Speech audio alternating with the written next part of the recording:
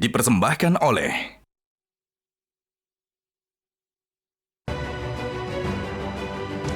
Selamat malam para pemirsa, ketemu lagi di Hot Room dengan saya Hotman Paris. Heboh berlanjut setelah heboh putusan MK terkait dengan persyaratan kepala daerah.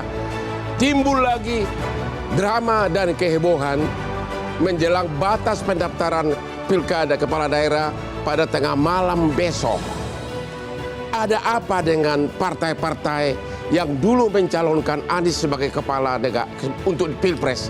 Kok sekarang menjauh semuanya? Dan kenapa PDIP tidak mencalonkan Anies padahal elektabilitas Anies sangat tinggi, bahkan Ahok dikesampingkan? Ada apa? Apakah Kims akan menunjuk Kaisang jadi calon wali kota di Solo? Bagaimana dengan Bobi di Medan? Dan dua Serikandi wanita akan bertarung di Jawa Timur, yaitu Kofifa dan Ibu Risma. Siapa pemenang? Dan juga perang bintang di Jawa Tengah, Jenderal TNI melawan Jenderal Polisi. Bakal ada kejutan-kejutan sampai besok tengah malam menjelang batas akhir pencalonan kepala daerah. Inilah Hot Room membaca peta Pilkada 2024.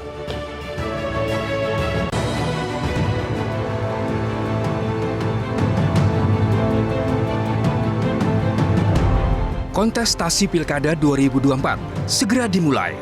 Partai-partai politik telah mendeklarasikan dukungan kepada para pasangan calon jagoan mereka. Banyak kejutan terjadi dari proses hingga pendaftaran di KPUD.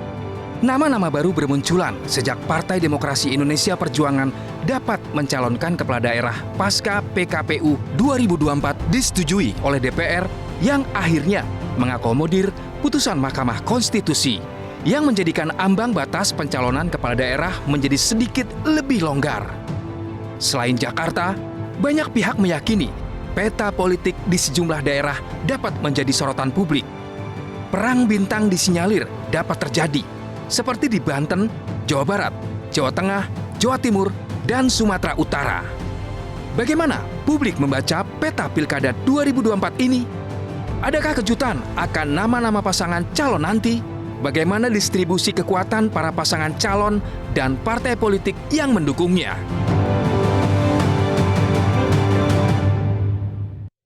Yup.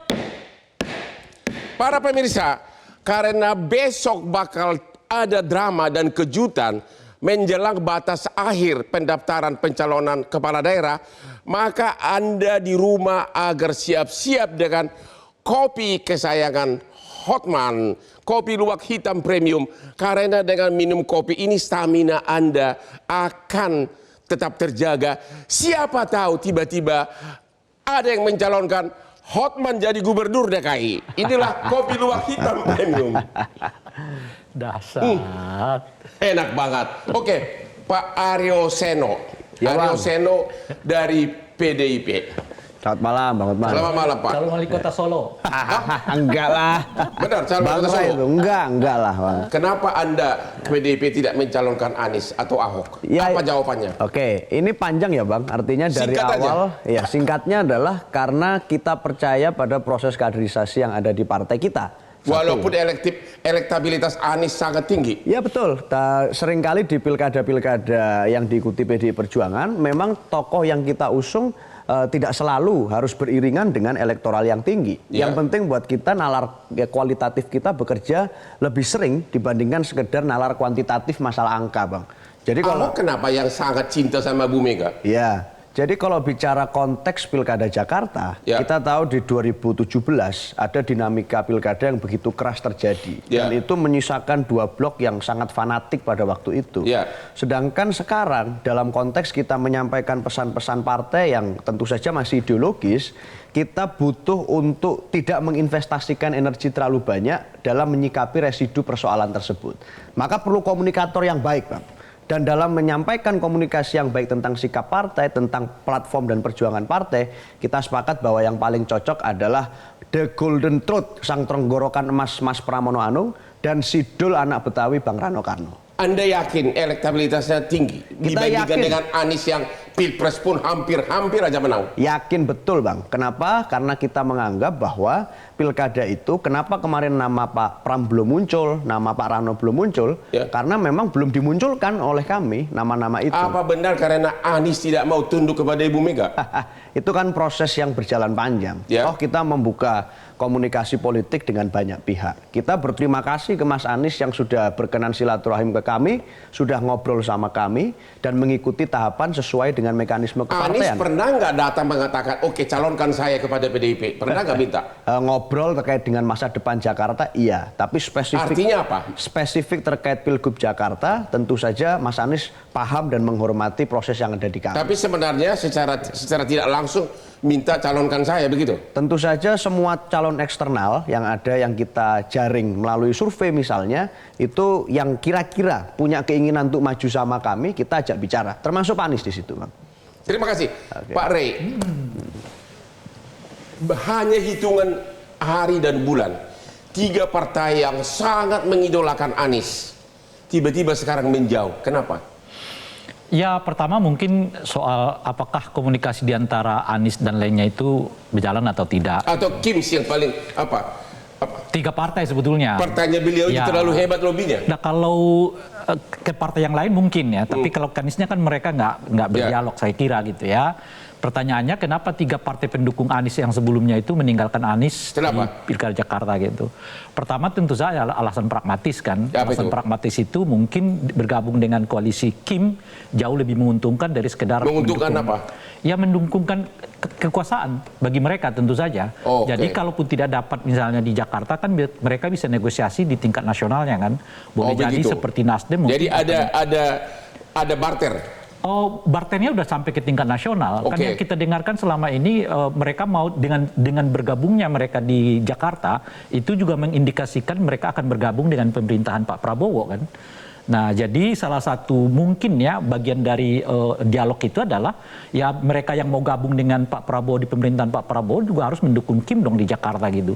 Nah, pilihan itulah yang mungkin diambil oleh salah satunya Nasdem. Oke, gitu ya. Ibu Titi setuju. Kenapa? Lagi-lagi, kenapa 3 partai yang dulu kampanye besar-besaran mendukung Anies untuk Pilpres sekarang goodbye gitu?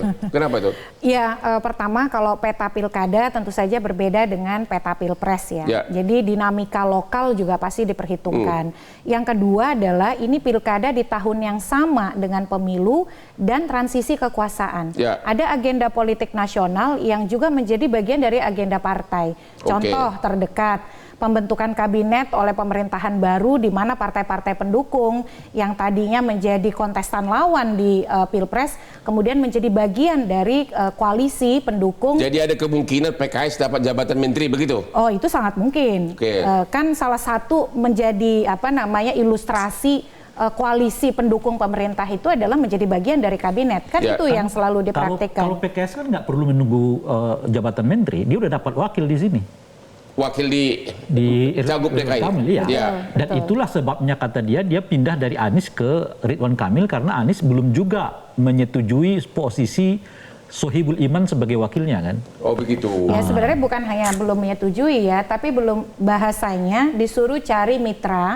Karena pada waktu itu kan belum ada putusan Mahkamah Konstitusi. Ya. Persyaratan masih 20% kursi atau 25% suara sah. Putusan MK belum keluar yang tanggal 20 ini, lalu perahunya sudah gagal berlayar. Ya. Ya sementara kalau sudah berlayar nggak boleh balik lagi ke bandar katanya kan begitu. Jadi saya kira memang dinamika politik yang ada di tingkat lokal, kemudian juga di saat yang sama agenda politik nasional juga akan berlangsung dan itu menyangkut koalisi nasional, yaitu tidak bisa dipisahkan satu sama lain. Jadi apa yang didengungkan partai politik itu bisa berubah setiap waktu sesuai dengan godaan jabatan begitu? Ya kenyataannya kan begitu yang kita alami hari ini kan. Kenyataannya begitu ya? Nah, ya gimana lagi mendiskusikannya kan. Semuanya bisa berubah, semuanya bisa merapat, tapi saat yang bersamaan kalau mereka melihat peluang yang lain, ya mereka bisa meninggalkannya. Itu adalah- Misalnya kasus di Banten kan. Ya. Nah, Golkar udah menyatakan bahwa mereka akan bergabung dengan Kim. Ya. Hitungan waktu, nggak sampai 24 jam saya kira, mereka berbalik lagi untuk mendukung kader mereka yang bernama Airin gitu. Karena ada pertimbangan-pertimbangan lain gitu, yang mungkin bisa dilihat oleh Golkar. Salah satunya ya kalau misalnya yang menang nanti Airin, di survei sudah sangat tinggi kan, Ya. dibanding lawannya ini gitu. Nah, tentu saja Partai Golkar akan kehilangan basis di Banten dan hampir tidak pernah ada sejarahnya Golkar itu kehilangan basis di Banten gitu. Para pemirsa, inilah pelajaran bagi kalian. Jangan terlalu percaya kepada janji partai politik. Karena setiap waktu bisa berubah. Sepertinya janji pengacara lebih meyakinkan. Ketemu lagi di Hot Room.